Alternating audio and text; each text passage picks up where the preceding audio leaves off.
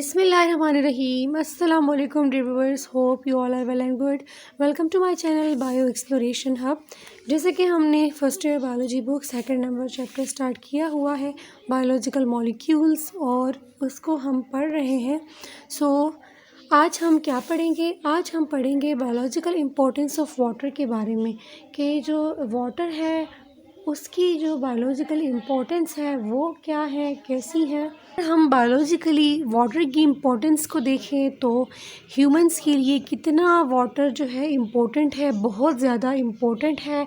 तो अगर हम देखें तो वाटर जो है वो इसेंशियल है फॉर लाइफ के लिए और there is no existence of life without water. ठीक है, अगर वाटर ना हो तो हमारी लाइफ कैसे एग्जिस्ट होगी?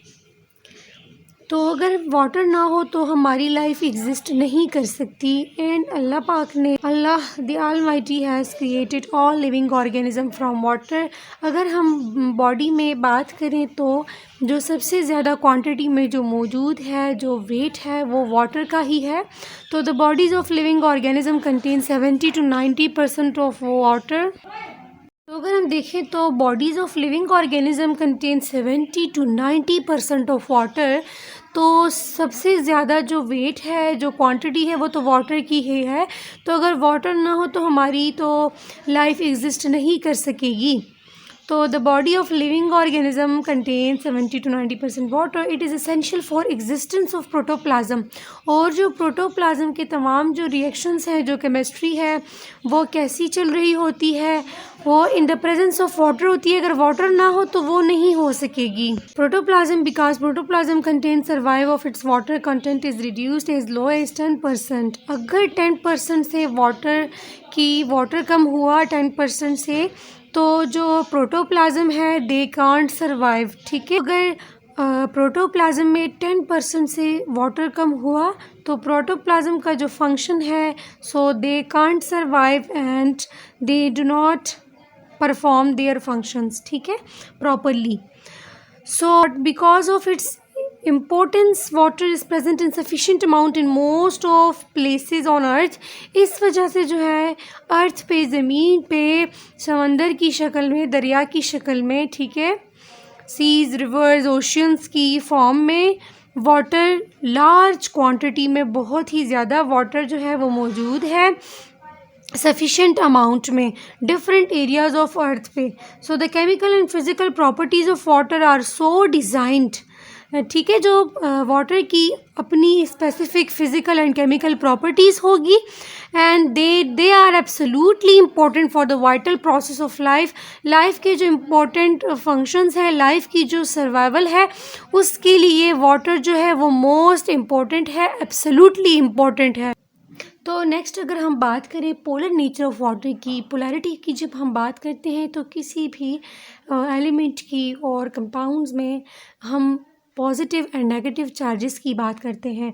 सो पोलर नेचर ऑफ वाटर कैसा है? तो water is a polar molecule. Water जो है वो पोलर मॉलिक्यूल्स है, मीन्स कि इसमें positive and negative charges both are present. So the oxygen end of the molecule is electronegative.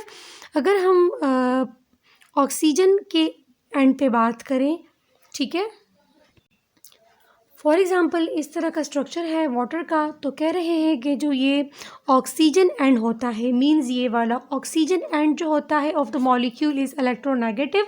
ये जो है इलेक्ट्रोनेगेटिव होता है, bearing a partial negative charge, यहाँ पर इस पर नेगेटिव चार्ज होते हैं। And the hydrogen and is electropositive. वो जो है वो नेगेटिव चार्ज है और हम ऑक्सीजन और हाइड्रोजन जो है वो पॉजिटिवली चार्ज है। तो water molecules are bonded to one another through hydrogen bond. इसी हाइड्रोजन बॉन्ड के थ्रू हाइड्रोजन बॉन्ड जो है दूसरे हाइड्रोजन के साथ बॉन्ड बनाता है और वाटर मॉलिक्यूल्स इसी तरह बॉन्डेड होते हैं to one another through hydrogen bond. जो हाइड्रोजन बॉन्ड्स जो है ये मच वीकर होते हैं then covalent bond, but they still cause water molecules to remain attached together. ये कंपेयरली कोवेलेंटली बॉन्ड से तो वीकर होते हैं हाइड्रोजन बॉन्ड, बट जो है वाटर मॉलिक्यूल्स को ये अटैच रखते हैं, इनमें ये अच्छे से काम करते हैं ये हाइड्रोजन बॉन्ड। ठीक है, तो ये भी एमसीक्यूज़ में आ सकता है कि कौन सा बॉन्ड होता है between the water molecules, so hydrogen bonds. ठीक है, नेक्स्ट है यूनिवर्सल सॉल्वेंट। तो नेक्स्ट अगर हम देखें तो यूनिवर्सल सॉल्वेंट है। यूनिवर्सल मीन के पूरे यूनिवर्स में जो चीज़ होती है, प्रेजेंट होती है, या वो कैसे वर्क करती है, उस बारे में हम पढ़ते हैं। तो सॉल्वेंट, जब हम किसी सोल्यूट और सॉल्वेंट जो वो सोल्यूशन होता है उसकी बात कर रहे हैं, तो due to polar nature of water, ठीक है, due to polarity of water it dissolve almost all type of polar substances.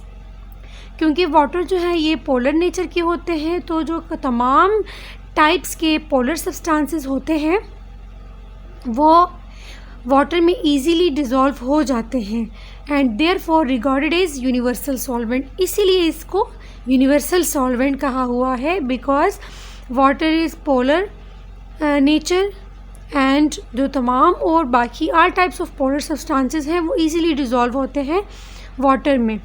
So this facilitate chemical reaction both inside and outside the living organism. इसके अलावा जो ये है water ही जो है वो तमाम जो केमिकल रिएक्शंस होते हैं inside and outside the living organisms. तो इसी तरह जो है तमाम जो केमिकल रिएक्शंस होते हैं both inside and outside the living cells, तो वो तमाम केमिकल रिएक्शंस होते हैं उनको कौन फैसिलिटेट करता है? वाटर ही उनको फैसिलिटेट करता है। और water provide the medium for the most chemical reactions. यही वाटर प्रोवाइड करता है, मीडियम प्रोवाइड करता है।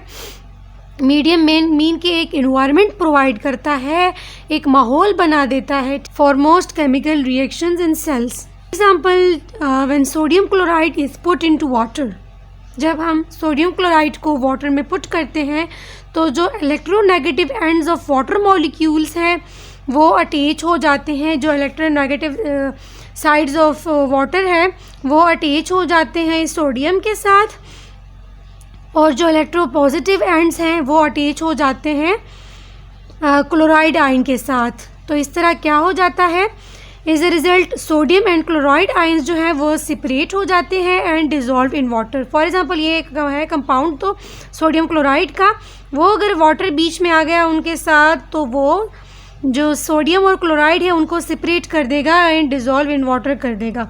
सो water dissolve all minerals present in soil which are absorb by plants root and transport to other tissues. अगर हम plants में भी बात करें तो उधर जब सॉइल से प्लांट रूट डिफरेंट कंपाउंड्स को, डिफरेंट एलिमेंट्स को एब्जॉर्ब करते हैं तो वाटर उनको डिज़ोल्व करता है ऑल मिनरल्स को, ठीक है, वाटर ऑल मिनरल्स को डिज़ोल्व करता है और इनकी तोड़ फोड़ करके कुछ प्रोसेस हो के फिर जो यही मिनरल्स होते हैं जब इनकी डिसोल्यूशन हो जाती है तो फिर अदर टिश्यूज़ में वो ट्रांसपोर्ट होते हैं, बाकी टिश्यूज़ में भी जाते हैं, प्लांट के डिफरेंट फंक्शंस में वो हेल्प करते हैं, उनके लिए वो काम आते हैं। नेक्स्ट है cohesive and adhesive force of water. अगर हम कोहेसिव एडहेसिव की बात करें तो कोहेसिव का मतलब है कि जब वाटर मॉलिक्यूल्स एक दूसरे के साथ अटैच होंगे, ठीक है, जब वाटर मॉलिक्यूल्स अटैच होंगे वाटर मॉलिक्यूल्स के साथ, मींस वाटर की ही बात हो रही है। जब वाटर मॉलिक्यूल्स आपस में अटैच होंगे एक दूसरे के साथ तो वो कोहेसिव है, ठीक है। अगर हम कोहेसिव की बात करें तो हम वाटर मॉलिक्यूल्स जो एक दूसरे के साथ अटैच हैं और उनकी बहुत ही स्मूथली फ्लो होती है तो वो कोहेसिव प्रोसेस है। तो the water molecule remain attach together and do not separate because of hydrogen bonding and this develops cohesive force among them and therefore water flow freely without breaking apart. अब अगर हम adhesive की बात करें तो ये दोनों बिल्कुल एक दूसरे से डिफरेंट है। ये वाटर मॉलिक्यूल्स की ही बात हो रही है और यहाँ पर वाटर मॉलिक्यूल्स की बात हो रही है with other molecules are minerals. ये वाटर की नहीं है, अदर्स जो मिनरल्स हैं उनके दरमियान या वाटर और अदर मिनरल्स के दरमियान में जो वो अटैच है, रिमेन अटैच है, तो वो वाला जो प्रोसेस है उसको एडहेसिव कहते हैं।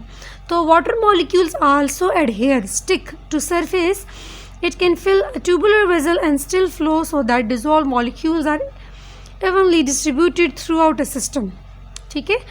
पूरा जो जितने भी फंक्शंस होते हैं जहाँ पर भी इसकी ज़रूरत होती है, मिनरल्स जब डिज़ोल्व होते हैं तो उनके साथ वाटर रिएक्ट करता है और उनकी ईज़िली वो ब्रेक डाउन भी करते हैं और वो सिस्टम चलता रहता है, उनकी फ़्लो करते हैं। तो जो कोहेसिव है वो वाटर मॉलिक्यूल्स हैं और जो एडहेसिव है वो वाटर एंड अदर मॉलिक्यूल्स हैं या अदर मिनरल्स के साथ। ठीक है, उम्मीद है आपको आज की वीडियो अच्छी लगी होगी। अगर आपको मेरी वीडियो अच्छी लगी है तो मेरे चैनल को सब्सक्राइब करना ना भूलिएगा और मेरी वीडियो को लाइक एंड शेयर ज़रूर कीजिएगा। ओके जी, थैंक यू, अल्लाह हाफ़िज़।